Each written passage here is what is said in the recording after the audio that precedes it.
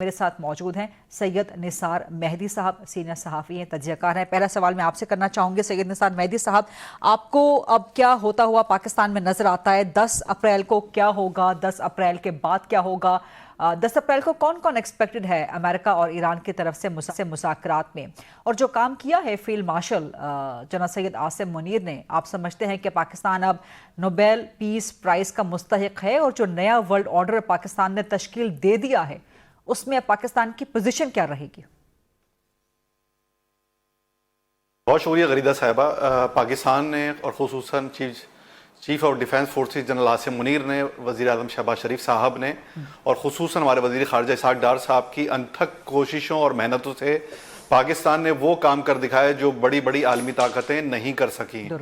دنیا کو ایک تیسری عالمی جنگ سے بچایا، نہ صرف بلکہ ملک دنیا کی آدھی معیشتوں کو تباہی کے دہانے سے واپس لے کر آ گیا ہے۔ تو پاکستان ایک پیس میکر کے طور پر سامنے آیا۔ وہ ٹرمپ جو کہتا تھا کہ اس نے دنیا کی جنگیں رکوائیں اور دنیا میں کروڑوں لوگوں کو مرنے سے بچایا ہے، اس ٹرمپ کو پاکستان نے ایک سیف ایگزٹ دلوا دیا ہے۔ جس کرائسس سے وہ نکلنا چاہتا تھا، جہاں نیتن یاہو نے اس کو دھکیل دیا تھا، اس کرائسس سے پاکستان نے اس کو بہت آبرومندانہ انداز سے نہ صرف نکال دیا ہے بلکہ دنیا کو بھی ایک بہت بڑے کرائسس سے نکال دیا ہے۔ اور وہ کرائسس ہے انسانی جانوں کے نقصان کا، وہ کرائسس تھا ملک دنیا بھر کی معیشتوں کی تباہی کا۔ آپ کے سامنے ہے کہ اس وقت جو ہے جو مہنگائی جس تیزی سے بڑھی ہے، آئل شارٹیج ہوئی ہے، اس کے سبب پوری دنیا میں ایک نیا بحران کریٹ ہو رہا تھا جو کووڈ سے بھی زیادہ ہولناک تھا۔ تو پاکستان کے کردار نے ایک دنیا میں پاکستان کو نہ صرف ایمرج کیا ہے بلکہ یہ ثابت کیا کہ پاکستان کا اگر میدان میں مقابلہ ہو تو پاکستان بھرپور جواب دینے کی صلاحیت رکھتا ہے اپنے دشمن کو، اور اگر سفارتکاری بھی ہو تو پاکستان ایک بہترین سفارتکار کے طور پر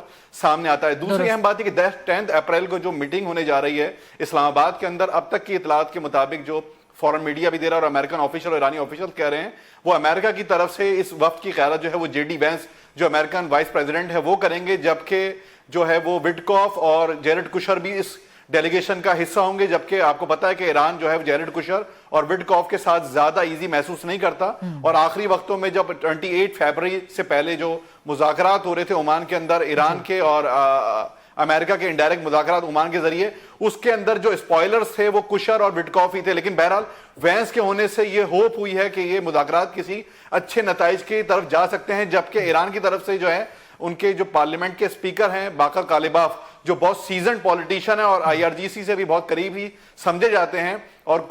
ٹرمپ بھی ان کے بارے میں، ان کے اور عراقچی کے بارے میں اچھی باتیں کرتے رہے ہیں، وہ اس مذاکرات کو ڈیل کریں گے، لیڈ کریں گے۔ اور امکان یہ ہے کہ مذاکرات جو ہیں وہ انڈائریکٹ ہوں گے، ڈائریکٹ مذاکرات نہیں ہوں گے، یعنی پاکستان بیچ میں جو میڈیٹری کا کردار ادا کرے گا اور امریکہ اور ان کے درمیان میسیجنگ کرے گا جیسے عمان کے اندر ہو رہی تھی۔ لیکن اہم ترین بات یہ ہے کہ اس وقت جو افسوسناک کردار ہے وہ اس وقت اسرائیل کا ہے کہ جس نے اس سیز فائر کو اسپوائل کرنے کے لیے، اس کو ناکام بنانے کے لیے دوبارہ جو ہے وہ اٹیک شروع کر دیے ہیں۔ اب سے کچھ دیر پہلے تک، یعنی کچھ گھنٹے پہلے تک لبنان کے اندر، بیروت کے اندر، ساؤدرن لبنان کے اندر کم از کم 100 اٹیکس اسرائیل نے کیے ہیں، جس میں ڈزنس آف لوگ مرے ہیں، ان کو ٹارگٹ کیا گیا ہے۔ جبکہ یہ سیز فائر میں لبنان، غزہ، یمن اور عراق شامل تھا، اور اس کے نیگوسیشن میں یہ بات شامل تھی کہ وہاں پر بھی اٹیک نہیں ہوا، لیکن اسرائیل نے وہی ہٹ درمی جو روایتی ہے وہ دکھائی ہے۔ اور ساتھ ساتھ اس کا ساتھ جو ہے افسوس یہ کہ یو اے ای بھی دے رہا ہے کہ جس کی فضائیہ نے جو ہے ایران کی ایک آئل ریفائنری وہاں پر بھی اٹیک کیا ہے۔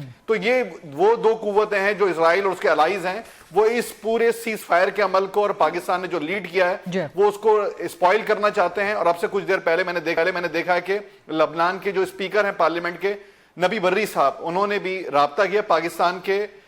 سفارت خانے سے، اور پاکستان کے سفیر جو بیروت میں ہیں ان سے رابطہ کیا اور کہا ہے کہ وہ جو ہے پاکستان حکومت سے گزارش کریں کہ وہ اس سیز فائر میں جو لبنان ہے اس کو بھی شامل کروائیں اور اس موضوع کو روکے فوری طور پر۔